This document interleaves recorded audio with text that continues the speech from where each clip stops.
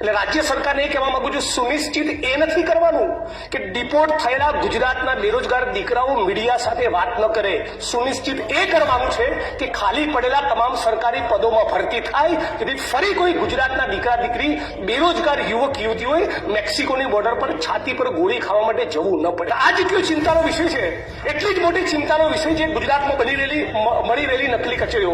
માનનીય અમિતભાઈ બહુ વિગતવાર વાત કરેલી, પણ એટલું કહેવા માંગુ છું કે ગુજરાતની વિધાનસભાનું મકાન બન્યું ત્યારની ઘડીને આજનો દિવસ બીજા કોઈ મુખ્યમંત્રી નથી જેના મુગટ ઉપર નકલી કચેરી રૂપિયા આટલા મોર પિંચ લાગેલા હોય, સિવાય કે મૃદુ અને મક્કમ માનનીય ભૂપેન્દ્રભાઈ. નકલી પીઆઈ, નકલી ડીવાયએસપી, નકલી સીઆઈ વિભાગ, નકલી જજ, નકલી અદાલત, આ બાજુની નકલી વકીલ દલીલ કરે, આ બાજુની વકીલ દલીલ કરે અને કોર્ટ ઓર્ડર પાસ કરે છે. બધું ધુપ્પલ, બધું નકલી.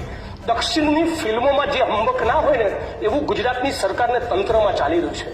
આટલી બધી નકલી કચેરીઓ બાદ રાજ્યની સરકાર એવું કમિટમેન્ટ આપવા માંગે છે ગુજરાતની 6.5 કરોડ 7 કરોડ જનતાને કે જેટલી પણ નકલી કચેરીઓ પકડાઈ એ તમામના કસૂરવાર, એમાં નેતા હોય કે અધિકારી હોય, 1 વર્ષમાં બધાની ટ્રાયલ પૂરી કરીને બધાને સાબરમતી સેન્ટ્રલ જેલના સળિયા પાછળ ધકેલીશું. આવી કોઈ પ્રતિબદ્ધ રાજ્યની સરકારની છે?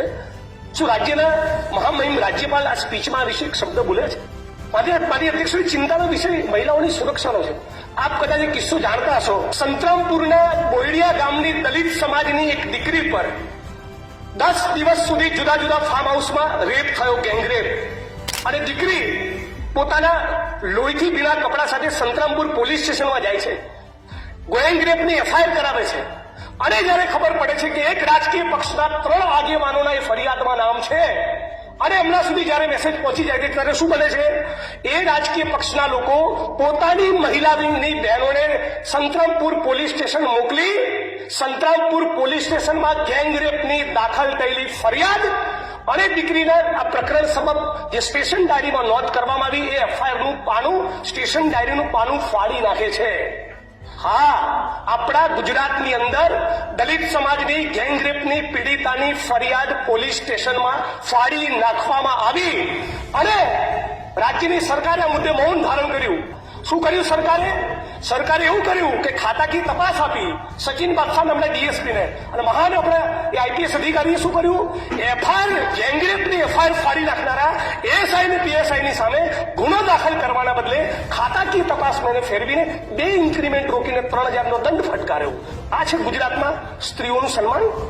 અને એટલે રાજ્ય સરકારને કહેવા માંગુ છું, માનનીય અધ્યક્ષશ્રી, રાજ્ય સરકારને એટલું કહેવા માંગુ છું કે આ વિધાનસભા 27 માર્ચના દિવસે પતે અને એનો સૂર્યાસ્ત થાય ત્યાં સુધી ભાજપના નેતા જે બળાત્કારના આરોપી છે ગજેન્દ્રસિંહ પરમાર, એની ધરપકડ કરીને બતાવે. આ ગુજરાતની સરકારને હું ચેલેન્જ આપું છું આ મંચ ઉપરથી. સામાન્ય એ માણસને બળાત્કાર કરનારો માણસ કોઈ પણ પક્ષનો હોય, સામાન્ય રાજ્યની સરકાર એની ધરપકડ નથી કરતી. આવો જ પ્રશ્ન છે ગુજરાતમાં તૂટી રહેલા ઝૂંપડા. અંબાજીમાં કોરિડોર બને, કોઈ જ વાંધો નથી, પણ રાતે 6:30-7 વાગ્યા પછી સૂર્યાસ્ત બાદ સુપ્રીમ કોર્ટની ગાઈડલાઈન મુજબ ઝૂંપડા ના તૂટી શકે. છતાં ગોમતીપુરમાં તોડ્યા, જુહાપુરામાં તોડ્યા, વટામણામાં દેવી પૂજક સમાજના ઝૂંપડા તોડવાના છે, માલધારી સમાજના ઝૂંપડા તૂટી રહ્યા છે. અમદાવાદના ઓઢવની અંદર ઝૂંપડા તૂટે, મકાન કોઈ પણ માણસનું તૂટે તેને વૈકલ્પિક વ્યવસ્થા આપવી પડે. ધારો કે ગુજરાતના કોઈ વિસ્તારમાં 22 લોકોના ઘર તૂટવાના તો સરકાર 22 મકાનો પહેલા એડવાન્સમાં કેમ રેડી નથી કરતી? હાઈકોર્ટના સુપ્રીમ કોર્ટની ગાઈડલાઈન છે દરેકને વૈકલ્પિક વ્યવસ્થા આપવી. રાઇટ ટુ સેન્ટર એ કોન્સ્ટિટ્યુશનલી ગેરંટેડ આપણો ફંડામેન્ટલ રાઇટ છે. તો આ રાઇટ્સ ગરીબ માણસોને લાગુ નથી પડતો. રિયલ એસ્ટેટના માફિયાઓ, ઉદ્યોગપતિઓ જમીનોમાં દબાણ કરે, એ દબાણ ખુલ્લા ના થાય અને દલિત, આદિવાસી, ઓબીસી સમાજના ઝૂંપડા તોડી નાખવાના, એને બેઘર કરી નાખવાનો. આ ગુજરાત વાઇબ્રન્ટ અને સ્વર્ણિમ ના હોઈ શકે.